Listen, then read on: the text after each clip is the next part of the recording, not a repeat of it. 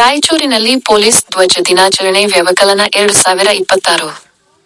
ಧ್ವಜವು ಶಿಸ್ತು, ಕರ್ತವ್ಯನಿಷ್ಠೆ, ಕಾನೂನು ಪಾಲನೆ, ರಕ್ಷಣೆಯ ಸಂಕೇತ. ಬಸವರಾಜ. ರಾಯಚೂರು ಏಪ್ರಿಲ್ 02 ಕರ್ನಾಟಕ ವಾರ್ತೆ ಪೊಲೀಸ್ ಇಲಾಖೆಯು ಗುರುವಾರ ರಾಯಚೂರು ನಗರದ ಪೊಲೀಸ್ ಕವಾಯತು ಮೈದಾನದಲ್ಲಿ ಪೊಲೀಸ್ ಧ್ವಜ ದಿನಾಚರಣೆ ಹಮ್ಮಿಕೊಂಡಿತು. ಈ ಸಂದರ್ಭದಲ್ಲಿ ಮುಖ್ಯ ಅತಿಥಿಯಾಗಿ ಭಾಗವಹಿಸಿದ್ದ ನಿವೃತ್ತ ಆರಕ್ಷಕ ಉಪ ನಿರೀಕ್ಷಕರಾದ ಬಸವರಾಜ ಅವರು ಮಾತನಾಡಿ, ಪೊಲೀಸರು ಎಲ್ಲಿ ಕರ್ತವ್ಯ ನಿರ್ವಹಿಸುತ್ತಾರೋ ಅಲ್ಲಿ ಧ್ವಜ ಇರುತ್ತದೆ. ಪೊಲೀಸ್ ಧ್ವಜದ ಗೌರವ ಎತ್ತಿ ಹಿಡಿಯುವುದು ಪೊಲೀಸರ ಕರ್ತವ್ಯ ಎಂದರು.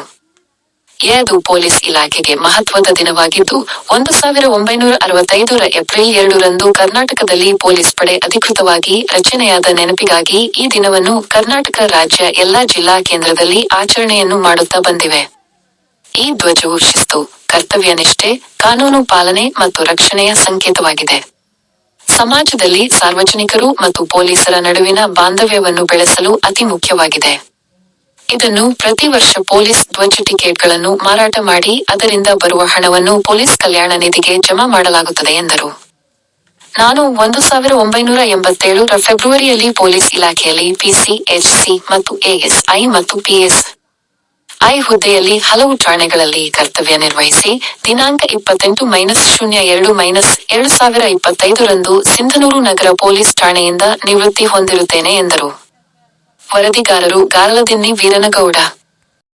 ನಾರಾಯಣ ಪಿಎಸ್ಐ, ಶಕ್ತಿನಗರ ಪೊಲೀಸ್ ಠಾಣೆಯವರು ಮಾನ್ಯ ಮುಖ್ಯ ಅತಿಥಿಗಳಿಗೆ ಗೌರವ ವಂದನೆ ಸಲ್ಲಿಸುತ್ತಾ ವೇದಿಕೆಯ ಮುಂಭಾಗದಿಂದ ತಮ್ಮ ತಂಡದೊಂದಿಗೆ 5ನೇ ತುಕಡಿಯ ನಾಯಕರಾಗಿರುವ 4ನೇ ತುಕಡಿಯ ನಾಯಕರಾಗಿರುವ ಶ್ರೀ ಮೊಹಮ್ಮದ್ ಇಸಾಕ್ ಮಾರ್ಕೆಟ್ ಯಾರ್ಡ್ ಸಾಗುತ್ತಿದ್ದಾರೆ.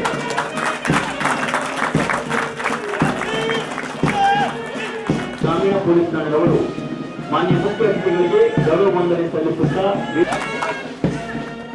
6ನೇ ತುಕಡಿಯ ನಾಯಕರಾಗಿರುವ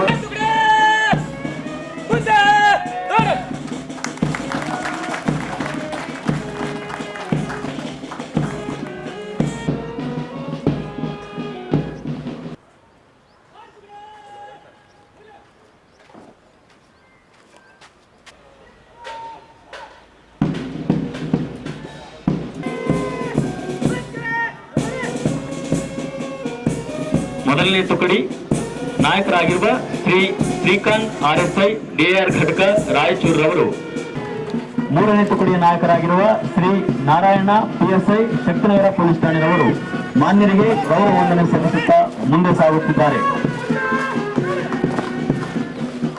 4ನೇ ತುಕಡಿಯ ನಾಯಕರಾಗಿರುವ Shri Mohammed Isaq PSI market yard police ಠಾಣೆಯವರು ಮಾನ್ಯರಿಗೆ ಈಗ ರಾಷ್ಟ್ರಗೀತೆ ಮೊಳಗಲಿದೆ. ಎಲ್ಲರೂ ಎದ್ದು ನಿಂತು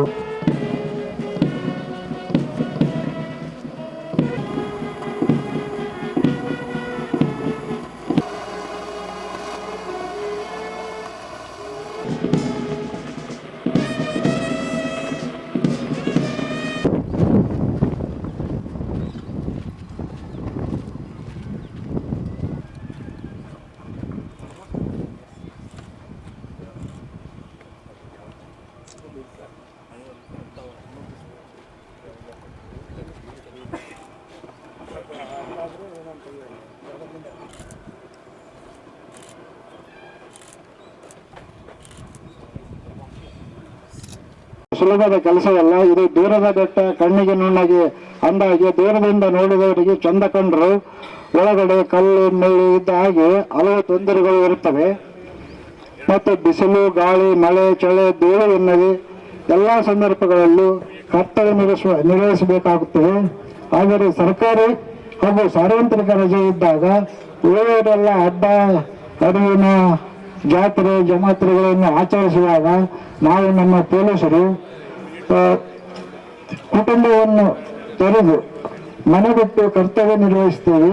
ಹಾಗೂ ಕೆಲವು ಸಮಯದಲ್ಲಿ ನೀರು, ಊಟ, ನಿದ್ದೆ ಸಹ ಸರಿಯಾದ ಸಮಯಕ್ಕೆ ಸಿಗುವುದಿಲ್ಲ. ಆದರೂ ಸಹ ನಾವು ಪೊಲೀಸರು ಎದೆಗುಂದದೆ ನಮ್ಮ ಕರ್ತವ್ಯವನ್ನು ನಿರ್ವಹಿಸುತ್ತೇವೆ.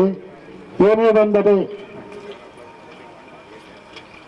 ನಾವು ಪೊಲೀಸರು ಎದೆಗುಂದದೆ ಹುಲಿ ಸಿಂಹಗಳಂತೆ ಒಬ್ಬೊಬ್ಬರಾಗಿ ಒಂಟೊಂಟಿಯಾಗಿ ಸಾವಿರಾರು ಜನರ ಮಧ್ಯೆ ಯಾವುದೇ ದೊಂಬಿ ಗಲಾಟೆ ಹೋರಾಟ ಸಂದರ್ಭಗಳು ಬಂದರೂ ಸಹ ಅಂಜದೆ ಪ್ರತಿಯೊಂದು ಸಮಾಜದಲ್ಲಿ ಚಾಕುಚಕ್ಯತೆಯಿಂದ ಕರ್ತವ್ಯ ನಿರ್ವಹಿಸ್ತೇವೆ. ಯಾವುದೇ ಸಮಸ್ಯೆಗಳು ಬಂದರೂ ಬಗೆಹರಿಸಿ ದೊಡ್ಡ ಮಟ್ಟದ ಗಲಾಟೆಯಾಗದಂತೆ ನೋಡಿಕೊಳ್ಳುತ್ತೇವೆ. ನಿಜವಾದ ಹೀರೋ ಅಂದರೆ ನಮ್ಮ ಪೊಲೀಸರು.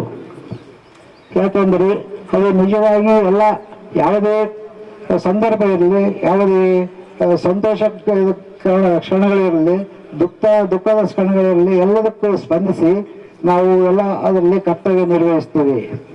ಅದೇ ರೀತಿ ಈಗ ಇತ್ತೀಚೆಗೆ ನಮ್ಮ ಪೊಲೀಸ್ ಕೆಲಸ ಬಹಳ